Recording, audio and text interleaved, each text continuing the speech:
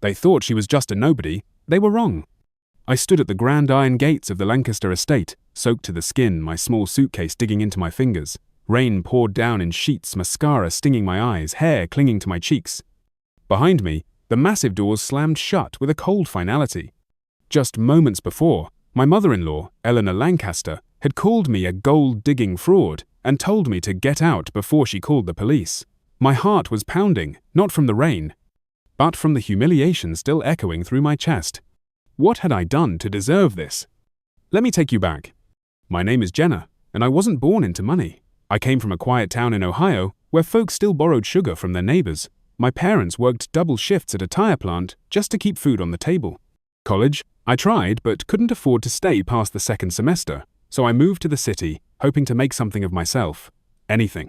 I worked wherever I could, waitressing by day, bartending by night. I lived in a studio apartment the size of a closet, sharing walls so thin I could hear my neighbor's cat purring, but I kept going. Because that's what you do when you have dreams bigger than your circumstances. That's when I met him. Nathan walked into the upscale bar I worked at one Tuesday evening, wearing a navy blue suit that fit like it was sewn onto him. But unlike the other men who wore Rolexes and wouldn't even make eye contact, he smiled, looked me straight in the eye and said, "Thanks, Jenna," when I served him a whiskey neat. He came back the next night, then the next. By the fourth night, he was waiting at the door when my shift ended. "Can I walk you home?" From the moment we started talking, I knew there was something different about him. He didn't talk down to me. He asked about my hometown, my favorite songs, the name of my dog growing up.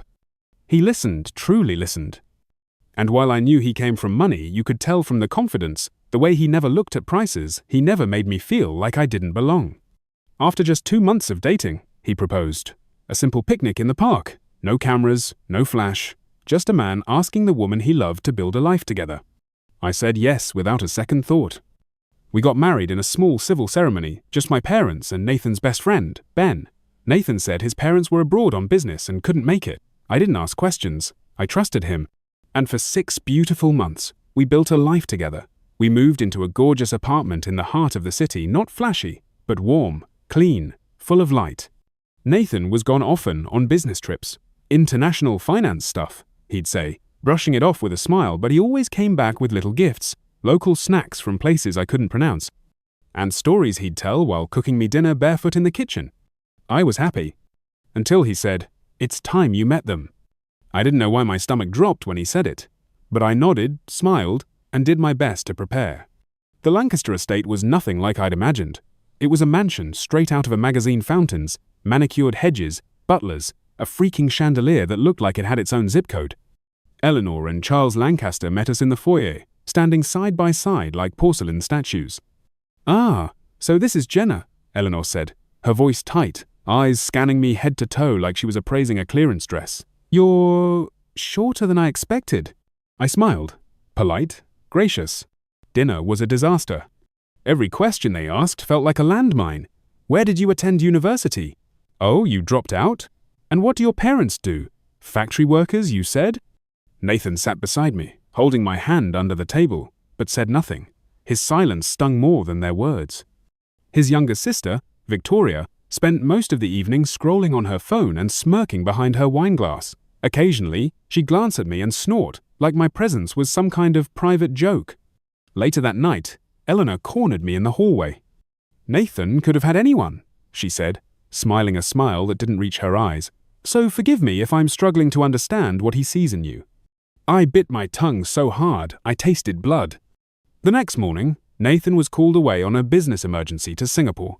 He kissed me goodbye and promised he'd be back in a week too, at most. I should have left then, but Eleanor insisted.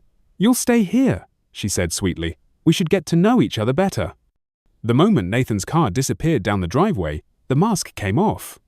I was moved from the guest suite to a tiny room off the kitchen, closer to the help, as Eleanor put it. She assigned me chores, said it would keep me grounded. Charles ignored me entirely. Victoria began leaving fashion magazines open on the counter, pages circled with comments like, "This is how a lady dresses." No calls from Nathan, just silence. Then came the lie. "She's been stealing," I heard Eleanor whisper on the phone. "My diamond earrings are missing. I caught her rifling through my jewelry box. Poor thing, must be desperate." I felt like I couldn't breathe. I confronted her, and she just sipped her tea. "Pack your things," she said, waving a hand like I was the help. "You're done." They took my phone, gave me $100, and left me at the gates alone, humiliated and betrayed. What I didn't know then was that everything they believed about me was wrong, and everything I believed about my husband was about to change forever. She didn't fight back. She didn't need to. The motel room smelled like old air and broken promises. I sat there in the silence, still wearing the soaked clothes Eleanor had tossed me out in, my suitcase barely zipped, my phone gone. I stared at the ceiling, blinking away tears that wouldn't stop coming. How had my life unraveled so fast? For the first time in 6 months, I truly wondered who I had married. Nathan had always been kind, attentive, loving, but now I realized how little I knew about the world he came from, or the people he came from. And somewhere deep inside me, a cold question started to form. Why hadn't he warned me? I paid for 3 nights at the cheapest motel I could find, and curled into the corner of the bed.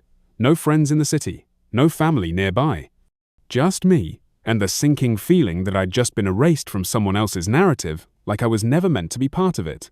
But on the second night, I heard the knock. Not a soft one, not timid. It was desperate. I crept to the window and peeked through the curtain, heart pounding. It was Nathan. His suit was drenched, his tie missing, hair wild, and when I opened the door, he didn't hesitate. He wrapped me in his arms like he hadn't taken a breath since I left. "Jenna," he whispered into my neck, shaking, "I've been looking everywhere for you." Inside, he paced the room like a man coming undone.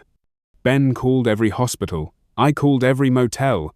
My mother, she told me you left, that you were ashamed, that you'd been caught stealing, but I knew she was lying. I sat down, still stunned. She said, I started, my voice barely above a whisper, that you were one of the richest families in the state. Nathan froze. Then he laughed, not out of joy, but something hollow, something deeper. "They're not," he said quietly. "I am." He opened his laptop, logged in, and turned the screen toward me. Forbes headlines, Bloomberg articles, TechCrunch features. His face, younger, sharper, was everywhere. Nathan Carter, tech's youngest billionaire. The ghost founder behind 3 unicorn startups. The billionaire who won't be found on Instagram. I stared, my mouth dry. "What is this?" "I built my first software company at 19, he said. "Sold it for 20 million. By 25, I had 2 more. Now I run a global firm that invests in frontier technologies, Asia, Eastern Europe, Africa." He sat beside me. "I never told you because everyone I've ever dated wanted me for what I had, and when I met you, you looked me in the eyes. Not at the watch, not the suit. You asked me where I was from, not what I drove." I didn't know what to say. The silence stretched, fragile. "And your family?" I asked. "The estate?" He sighed. "The Lancaster estate is mine. I bought it 5 years ago and let them move in after Charles's company collapsed. I thought giving them comfort would bring us closer. Instead, they resented it. Resented me for succeeding where Charles failed. And when I brought you home..." He turned to face me. "I thought they'd treat you with kindness, but they saw you as a threat, a reminder that I wasn't dependent on their world anymore." I wanted to be angry. I wanted to scream, to ask why he hadn't told me sooner.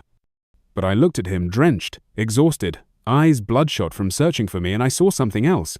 Remorse, shame, and fear. Not for himself, but for me. "Why did you let me stay there?" I finally asked. "Because I was stupid," he said, "and because I thought my love for you would be enough to protect you. I was wrong." The next morning, we didn't go home. We went to war. Nathan called his legal team, his private security head, and his estate manager. One by one, they gathered quietly in the background, while I sat at the edge of the motel bed, still wearing borrowed clothes from the front desk's lost and found bin. And when I asked what came next, he looked me in the eyes and said simply, "I'm done being quiet." The shift began slowly. Nathan issued a private order to lock all estate access except for the primary entrance. He pulled surveillance footage, he made calls, and then he looked at me and asked, "Do you want to come with me?" I nodded. And that's when the power began to shift. At 9 a.m. sharp, we pulled up to the Lancaster estate, not in a Rolls-Royce or a stretch limo, but in a black SUV, quiet, unmarked, like a ghost had returned. This time, Nathan didn't knock. He unlocked the door himself. Eleanor was in the dining room sipping espresso. Victoria was checking her nails. Charles was scrolling through stock updates on his tablet. They all looked up when we walked in, and for a brief second, I saw it. Fear. Not because I had returned, but because I hadn't returned alone. "Michael, darling," Eleanor said, instantly switching into honeyed tones. "There's been a misunderstanding. She—" "Stop." His voice wasn't loud, but it cut through the room like a blade. "I know what you did. That wasn't just any woman. That was the woman who owned the entire house they lived in." The room went still. Not just quiet, frozen. Eleanor's mouth hung open, her espresso cup trembling slightly in her hand. Victoria straightened up, her smirk evaporating. Charles dropped his tablet with a dull thud against the marble floor. Nathan stepped forward, calm, focused, deadly in his silence. "You lied to my wife," he said, voice low, deliberate. "You humiliated her. You took her phone, threw her into the street like she was garbage, and then told me she ran off in shame." Eleanor opened her mouth to object. He held up one hand. "I don't need your explanation. The security cameras caught everything." He reached into his coat and placed a slim leather folder onto the table. Timestamps, audio, video, all of it archived, including the part where you fabricated a theft report and coached the staff to lie. Victoria went pale. "Wait, what?" Nathan turned to her. "You said she was stealing, Vic. You told the housekeeper to remove her access badge. You laughed as she packed her suitcase. You knew she was being framed." Victoria stood, rage twisting across her face. "Are you seriously taking her side over your own blood?" Nathan didn't flinch. "I'm choosing truth over pretense," he said coldly. "Dignity over cruelty. I'm choosing her because when Jenna loved me, she thought I was a middle-class finance guy who traveled too much. She didn't know about the jets, the companies, or the billions." His voice sharpened. "And you? You only loved me when you thought I belonged to your world." Charles finally spoke, voice gruff and bitter. "So what now? You want to cut us off? Because of a woman?" Nathan's eyes narrowed. "No, Dad. Because of your behavior." He gestured toward the staff, now standing silently at the hallway entrance. Housekeeper, driver, butler, all watching. Some looked ashamed, others relieved. "I've allowed you to live here out of respect. I paid off your debts. I gave you this estate, the cars, the vacations, all of it mine." He pointed to the folder on the table. "Inside are the details of the accounts I've set up for each of you. They're generous, enough for comfort, not luxury." Eleanor's lips parted in protest, but no words came. "You have 30 days, Nathan said evenly. "After that, the staff will be reassigned, and the estate will be repurposed for something useful." Victoria's voice cracked. "You're kicking out your own family?" Nathan turned to her, for once not as a brother but as a man fully in control. "I'm not kicking anyone out," he said. "You made a choice. All I'm doing is honoring it." The silence that followed was thick, painful, electric. "You think money makes you a king now?" Charles muttered. "No," Nathan replied, his voice soft but steel-edged. "It makes me free." Then he reached for Jenna's hand. And for the first time, every single person in that room, the ones who had mocked, belittled, humiliated her, saw who she really was. Not just a former bartender, not a girl from nowhere. She was the only person in that room who had loved without calculation, who had walked into the fire and emerged with her dignity intact. And she was the only one Nathan trusted enough to stand beside him as his equal. Jenna didn't say a word. She didn't need to. She simply turned to Eleanor and met her gaze. No hatred, no smugness, just something far more powerful. Pity. Eleanor blinked first. They left the room like that, Nathan and Jenna walking out of the house as its owners, while the people inside were suddenly nothing more than temporary guests clinging to crumbling illusions. She didn't raise her voice. She raised the standard. The car ride away from the Lancaster estate was quiet. Jenna sat with her hands gently folded in her lap, her reflection flickering in the tinted window. The sky was clearing, the storm had passed, and with it, something heavier than rain had finally lifted. Nathan broke the silence first. "Are you okay?" She turned to him and smiled a small, tired smile, but real. "I'm not sure yet, but I know I'm not broken." He nodded slowly, then reached over and took her hand. "Neither am I." They didn't go back to the mansion. In fact, they never returned. Instead, they moved into a cozy home just outside the city. It wasn't extravagant 3 bedrooms, a sunny kitchen, a small garden Jenna tended every morning. But it was theirs, built on truth, respect, and love. No lies, no masks, no one else's approval needed. Nathan cut back on travel. He restructured his executive team to delegate overseas projects, making time for things he used to miss: quiet breakfasts, evening walks, Sundays without airports. And together, they created something bigger than either of them imagined. The Whitestone Foundation, named after Jenna's childhood street, was launched 6 months later, offering full scholarships to first-generation college students from underprivileged backgrounds. It was her idea.